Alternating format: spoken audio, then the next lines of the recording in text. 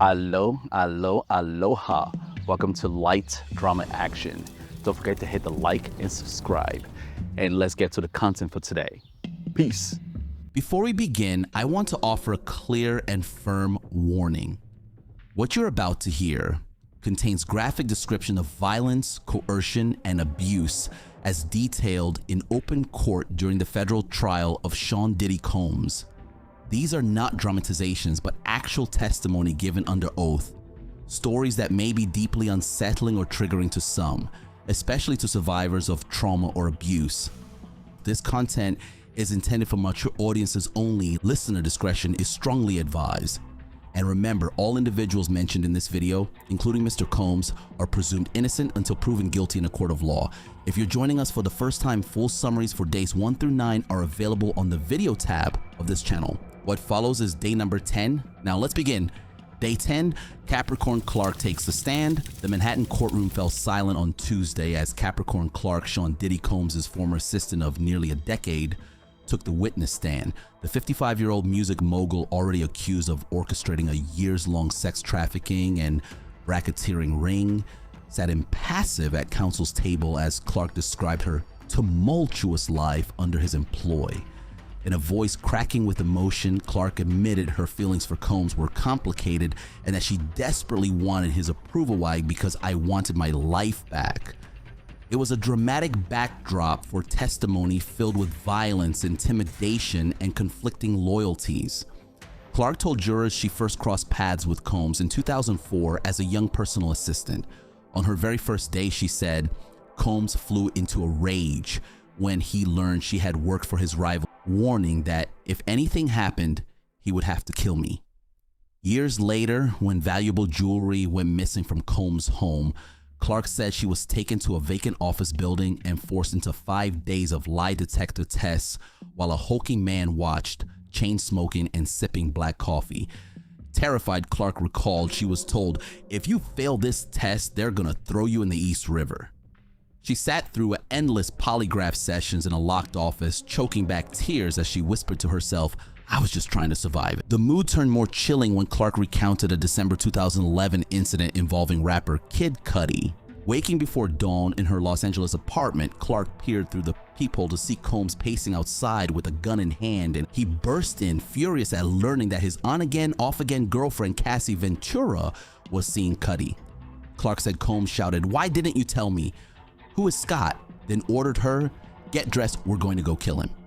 Terrified and never having seen anything like this before, Clark described the scene in halting emotional testimony. Despite Clark's pleas and fear, Combs forced her into his Escalade SUV, hands still gripping the loaded pistol. Combs and the guard entered while Clark stayed in the car, forced to call Cassie on a burner phone. Cassie, summoned by the call, arrived soon after and was brought back to Combs' home. Clark's testimony grew more harrowing as she described what followed. Upon Cassie's arrival, Clark says she witnessed Combs kick and beat Ventura in a frenzied attack. She later told the court bluntly, he kept kicking her. He never used his hands. Clark broke into tears, recalling Cassie's bruised face. She said that after she was finally fired in 2012, Combs threatened her one last time, vowing she would never work again and that all these people weren't my friends and he would make me kill myself. Clark forced herself through those memories, sobbing uncontrollably, desperate for Combs' approval. I wanted my life back, she choked out, sinking into her chair as jurors watched. Cross-examination and cracks in the story. Defense attorneys pounced on contradictions in Clark's account. Combs' lead lawyer, Mark Agnefiello, noted that Clark had repeatedly returned to work for her former boss long after the supposed trauma. In 2016, she willingly rejoined Combs' team as Cassie's creative director, he pointed out, and even met with Combs' lawyers just last year to offer herself as his chief of staff. If she was so terrified of him, an attorney argued, why would she beg to come back? Agnefiello also highlighted Clark's strong feelings for Combs, noting how a shaken Clark had once told Cassie, I had the biggest crush on you message to Combs. On the stand, Clark insisted her relationship was strictly professional. Asked if she always saw Combs as just a boss, she replied 1000%, maintaining under oath that she liked him as a friend. The jury had already seen Clark's 2021 text asking, "Did you ever know I had the biggest crush on you before I started working for you?" Most damning for Clark's narrative was the defense suggestion that she had voluntarily accompanied Combs to Kid Cudi's house rather than being kidnapped. Agnifilo pointed to an April 2024 meeting in which Clark allegedly told Combs' lawyers she went to stop Combs from doing something stupid. On cross, Clark's voice trembled. She insisted she had no memory of saying any such thing and flatly denied wanting to go to Cudi's house. "I did not want to go," she testified. The contradictions deepened. Clark claimed fear and coercion, yet she had quietly sought to resume working for the man she calls her tormentor. What it means for prosecution and defense. Capricorn Clark's testimony, raw, unflinching, and at times petrifying, painted a portrait of Sean Combs as a mercurial, violent boss who terrorized those around him. For the prosecution, her day on the stand was a coup. She corroborated key themes of their case, from Cassandra Ventura's account of abuse to Kid Cudi's story of a break-in.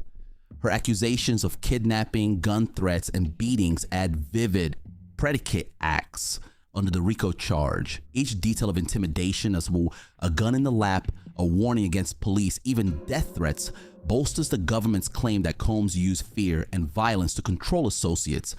For defense, however, Clark's testimony raises as many doubts as it answers. In one breath, she painted herself as a helpless victim. In the next, her own actions muddled that portrait. The defense will seize on the inconsistencies, the unflagging loyalty that led Clark back to Combs' inner circle, her unremembered admissions, the questions about her motives.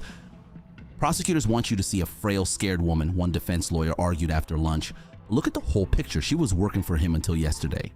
Clark's dramatic story is both a devastating blow for Combs and a challenge for those who must sift fact from fear. As jurors filed out after testimony wrapped, the questions lingered in the air.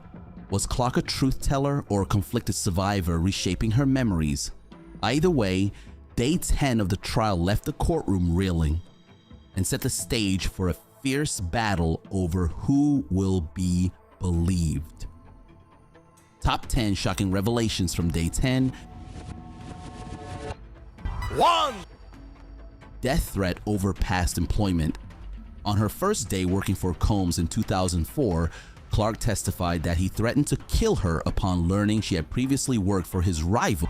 2. Kidnapping and armed confrontation. In 2011, Combs allegedly kidnapped Clark at gunpoint, forcing her to accompany him to rapper Kid Cudi's home with the intent to kill him due to Combs' jealousy over Cudi's relationship with Cassie Ventura. 3. Violent assault on Cassie Ventura. Clark recounted witnessing Combs repeatedly kick Ventura, leaving her curled in a fetal position and crying silently. 4. Forced polygraph tests over missing jewelry. After Combs' jewelry went missing, Clark was allegedly detained in an abandoned Manhattan building for 5 days, subjected to lie detector tests under threat of being thrown into the East River if she failed. 5. Combs allegedly threatened to kill Clark and others if she couldn't convince Kid Cudi that Combs was not involved in the attempted break-in at his home. 6. Use of burner phones to avoid surveillance. Clark testified that she helped Ventura acquire a burner phone to communicate with Kid Cudi, fearing Combs' surveillance and potential violent reaction. 7. Emotional distress and career impact. Clark expressed that after leaving Combs' employment in 2012, she struggled to find work for 3 years, indicating the lasting impact of her experiences. 8. Continued employment despite abuse. Despite the alleged abuse, Clark continued working for Combs intermittently until 2018 and even sought re-employment in 2024, which Combs declined. 9. Witness to Combs' violent behavior. Clark's testimony included multiple instances of Combs' violent outbursts, reinforcing the prosecution's portrayal of a pattern of abuse and intimidation. 10. Key witness in racketeering charges. Clark's detailed accounts are central to the prosecution's case, aiming to establish Combs' operation of a criminal enterprise involving coercion, blackmail, and sex trafficking.